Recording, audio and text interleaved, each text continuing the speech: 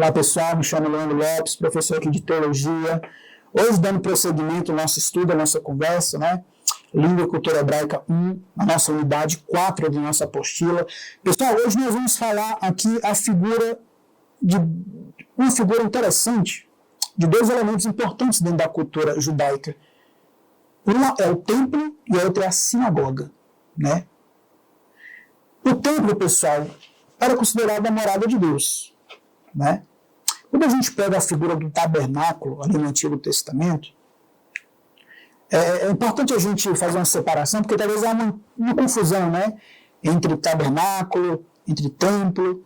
Mas, assim, de maneira didática, para vocês entenderem, o tabernáculo foi um local ali de adoração a Deus, que era uma espécie de grande cabana, né, com grande lona.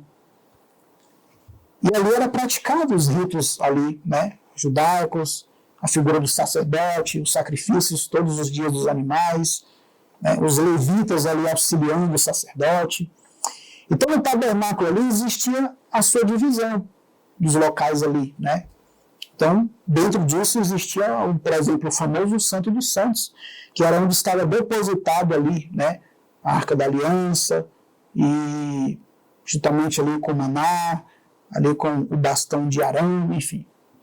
Então ali existia essa figura do tabernáculo ali, que era um local onde toda vez que um sacerdote ia ali, né, tinha todo um ritual, vestia suas roupas litúrgicas, e ali ele sacrificava animais ali perante Deus. Tem toda aquela questão ali, né, religiosa, que nós sabemos.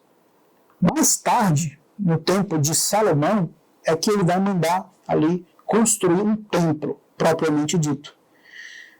E assim, dentro desse contexto de templo, pessoal, o templo ele foi destruído pelos babilônios ali em 586, 587, né, onde o povo de Deus foi levado para a Babilônia, ficando ali 70 anos. Depois, nos dias de Ageu e Zacarias, Ageu vai ser aquele profeta que vai incentivar o povo a reconstruir um novo templo, né? Então ele é reconstruído e tudo mais, vai ter assim as suas reformas, e depois lá em 70 depois de Cristo ele vai ser destruído novamente.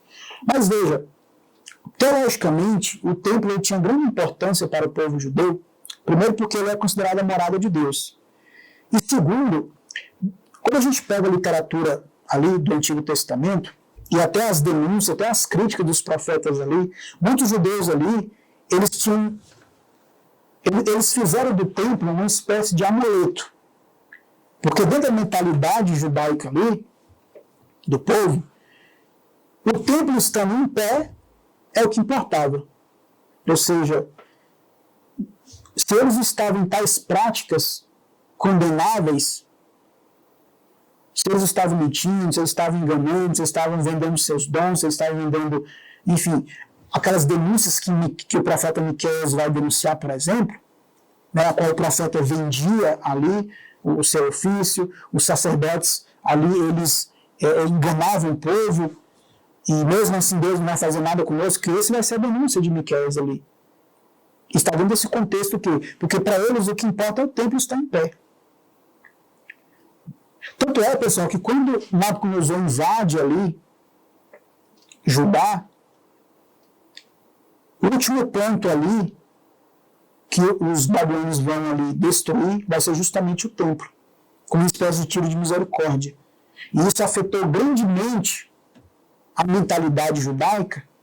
Tanto é que quando a gente lê o livro de Lamentações, que é um livro atribuído a Jeremias, mas quando a gente vai a fundo ali, a gente vai ver que não foi bem Jeremias, né?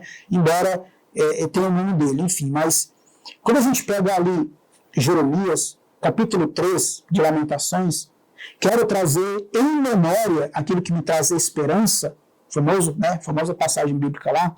Interessante que o contexto dessa passagem, pessoal, é justamente o povo ali que tinha ficado, porque assim como vai muitos para Babilônia, exilados, ficou algumas pessoas da camada mais pobre ali em Judá. Essas pessoas, quando eles falam isso, Senhor, eu quero trazer em memória aquilo que me traz esperança, eles estão no meio das ruínas ali do templo. Eles iam constantemente, olha só, Olha só a importância do templo ali. O templo foi destruído. Estava somente ali as ruínas, mas mesmo assim o povo ia todos os dias ali cultuar a Deus. E aí eles lançam essa palavra, né? Eles tinham essa esperança. Porque tinha uma esperança, tinha uma palavra sobre eles ali, de que o povo um dia viria, voltaria para a sua terra natal. E aí eles falam isso. Senhor, quero trazer em memória aquilo que me traz esperança. Então eles falaram isso em meio às ruínas do templo que tinha sido destruído. Então foi algo muito doloroso para o judeu. Ver ali o seu templo queimado e destruído pelos babilônios. Então veja, o primeiro templo de Salomão foi destruído quando Jerusalém fora saqueada e incendiada pelas tropas de Nabucodonosor em 586 a.C. O templo construído durante a restauração é mencionado por Ageu e Zacarias, profetas desse período. Começou em 537 a.C. e foi acabado depois de muitos atrasos em 516 a.C. Ou seja, pessoal, olha só o atraso. De 537 e foi finalizado em 516. É muito tempo, né? Houve muitos atrasos, muitos contratempos ali. Pouco se conhece da história desse templo. Em 168 a.C., Antíoco Epífanes saqueou e profanou e sacrificando um porco ao Zeus olímpico e colocado no altar do templo, causando grande revolta da parte dos judeus, onde 3 anos depois, Judas Macabeu acaba purificando e reparando ali o templo. Interessante, pessoal, que, para quem não sabe, porco, dentro da mentalidade judaica, é um animal imundo. Né? Não se come carne de porco. Então, um porco ele é considerado um animal imundo. Tanto é que na lista dos animais que o povo podia comer e não podia comer, o que eram consumidos ou não, ou puros ou impuros, porco estava classificado entre os alimentos impuros. Interessante que quando Jesus fala da parábola ali, da história do filho pródigo, né? Jesus vai tocar na ferida do povo judeu. Porque quem conhece a história do filho pródigo vai lembrar que aquele filho ali, ele vai pegar a herança dele, que ele tinha por direito. Só que é interessante, pessoal, porque geralmente um filho pedia a herança ao pai depois da morte dele. Só que ali o pai ainda está vivo, né? Ele pede a herança, o pai dá e tal. E ele vai para esse mundão aí. Só que o texto vai dizer que no final ali, ele vai acabar ali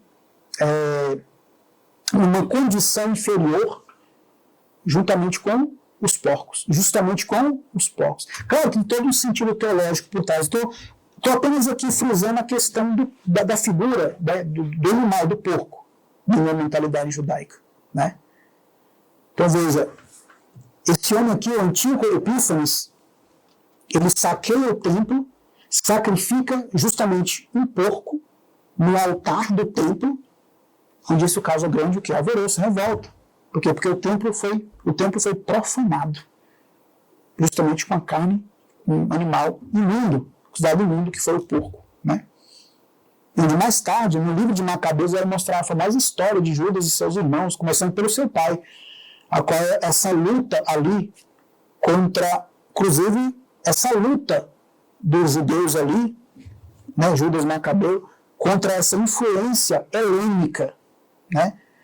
Lembra que uma das aulas que nós tivemos, quando fala dos reinos helenísticos, a gente fala ali da cultura, da influência helenística, isso acabou acarretando nisso daqui, onde Judas e seus irmãos, começando pelo seu pai, eles lutavam contra essa influência helenística justamente para não tomar conta da cultura judaica, do pensamento judaico, porque o sistema helenístico era um, o sistema judaico era outro. Né?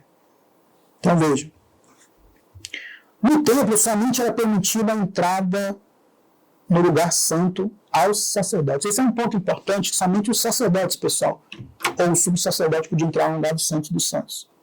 Somente ele tinha essa autoridade espiritual, ministerial de entrar ali. Então é o local mais importante do templo. Um local escuro, que não tinha janelas, né? mas ali que repousava a Arca da Aliança, que simbolizava, representava a presença de Deus na terra. E dentro dela ali da arca, o maná, que caiu por muito tempo ali no deserto, que alimentou o povo, e o bastão ali de Arão, né, confirmando ali o ministério dele.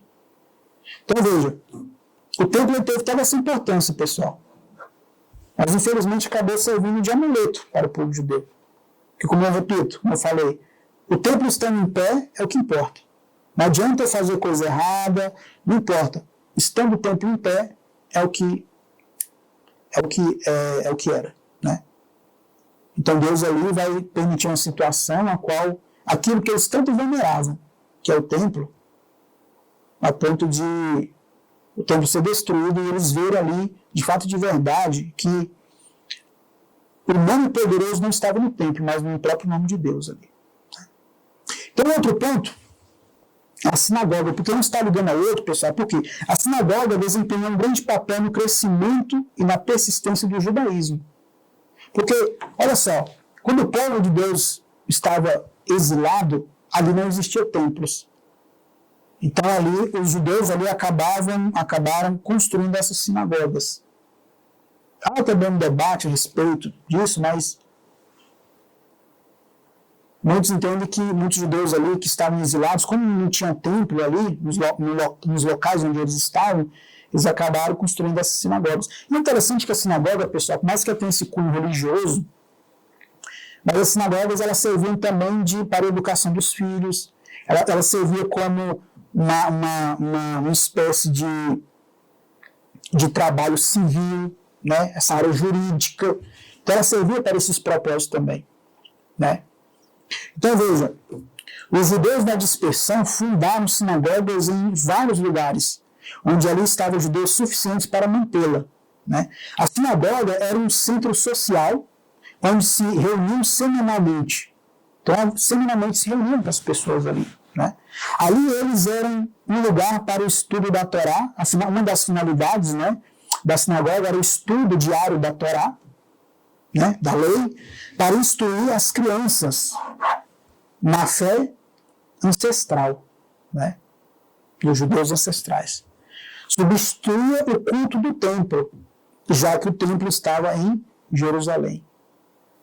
Então veja, enquanto o templo estava em Jerusalém, eles tiveram que construir essas sinagogas para estar adorando a Deus ali. Porque senão eles teriam que ir até Jerusalém. Só que como eles estavam exilados, esse foi um meio, uma alternativa de eles estarem adorando a Deus ali nessas sinagogas. E que posteriormente elas vão ter uma finalidade mais abrangente, como na educação dos filhos, como na parte jurídica, né? Entre outras coisas. Então, pessoal, finalizamos aqui a nossa unidade 4, aprendendo um pouquinho sobre a figura do templo e também a figura da sinagoga. Até a próxima.